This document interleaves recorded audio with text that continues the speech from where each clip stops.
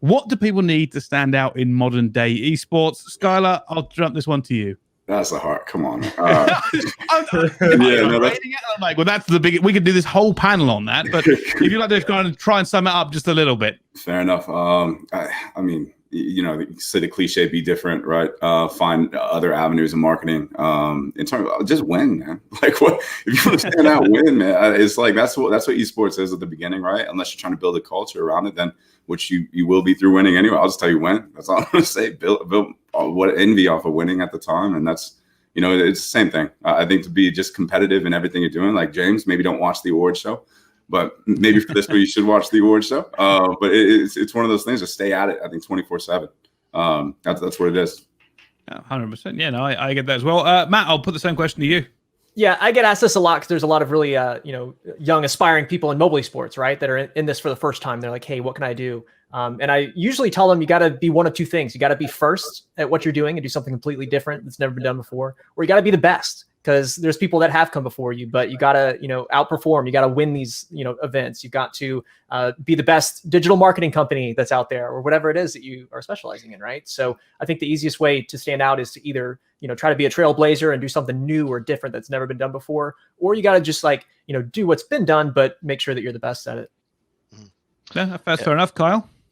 A couple things. I think you got to be authentic. No one can be you better than you. Work publicly when possible. Try to build your own personal monopoly on yourself. Like, create content. From what I've seen, whether you're a creator, whether you're on the biz end, whether you're in VC, it's what have you shipped? What do you ship? It doesn't matter how many people watch it. Make stuff. Just keep making stuff. And then the other quality you got to have is just to be kind. This entire industry is built on relationships. Kindness is really easy. If you don't really like being kind, just do it in a self-serving manner, because you're much more likely to get help in your career. And realistically, none of us sit here if it weren't for the help we got along the way. So just be kind. And with that said, work hard. Like, you got to work really hard. Maybe not 18 hours a day, 7 days a week, but it's a well-known fact. There are no weekends in esports. It's 11 p.m. here, but at least it's a work day. But yeah, we all know what that's like. There's definitely a grind, which might be a bad thing. That 100% is grind, and I'm sure James is going to weigh in here and talk about his personal grind in building a business in esports. I see so many and amazing things of what Nadeshot does with his business, and how everybody internalizes and creates a product from a team or an influencer perspective, an event perspective. And so I just think about first of all, it's building a brand. And so I think that obviously Skyler is a great person to do that and to speak on that. But really it's about how to tell a story through a brand in the future. And there's some of the things that we're learning about, and then to create experiences and how do you make people feel.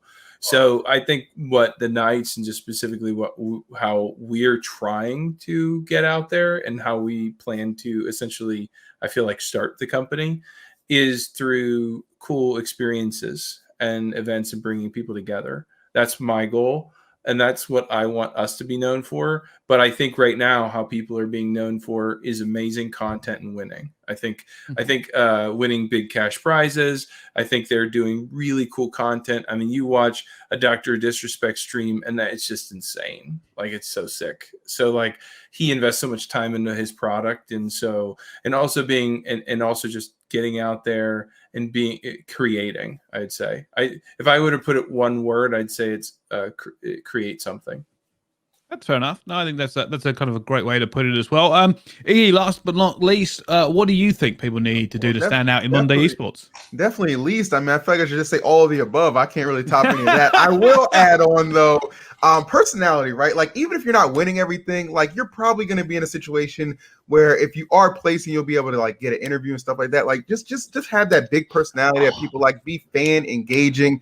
And then on the side too, like make content. You know what I'm saying? Like, honestly, I noticed, like, at least for Smash, like, people who stream and make YouTube content, like, if you watch a tournament, those people like show up, they transfer over so easily, and they just cultivate so much like interaction in the chat and like so much hype when they're on there playing. You know what I'm saying? So like, that's really like another good way, because obviously people invest like, oh well, this guy must be pretty dope. He's got all these fans in here rooting for him. So yeah, can I just chime real fast? Drives me nuts every time a player denies an interview. Like, Yeah, winning is terrible. important. Yeah, everybody wants to win, but end of the day, the goal's to succeed, and you don't get there by just training off in a dungeon and just saying I'm going to be the best and like ignore the world. And I love seeing personality. I wish we had more of it. And that if you're watching, like, be yourself. Talk some trash too. Come on, Smash does it right. There's some pop offs. I wish we had more of that in PC. No, I think that's a great point. The personality, and I like to say, so I've helped with players all over the years in business aspects and all the other parts of it as just being part of the industry. And you are right; it is very undervalued. Things like giving interviews. Don't get me wrong, right? There are introverts. There are people who hate doing it. But here's the thing: nobody's asking you to be this huge, bubbly personality and love shouting at people and getting what. Just be you, but put that on screen. I know a caster friend of mine who I consider one of the best casters in all of esports, but was criminally undervalued because while they were technically incredibly gifted at what they did, their personality wasn't coming across. And everybody could tell that they were good, but they weren't the favorite person for a lot of people because personality is a big thing. Obviously, that's just on-camera talent. But you are right. Same thing goes for all kinds of branding, goes for the organizations themselves, goes for the players double.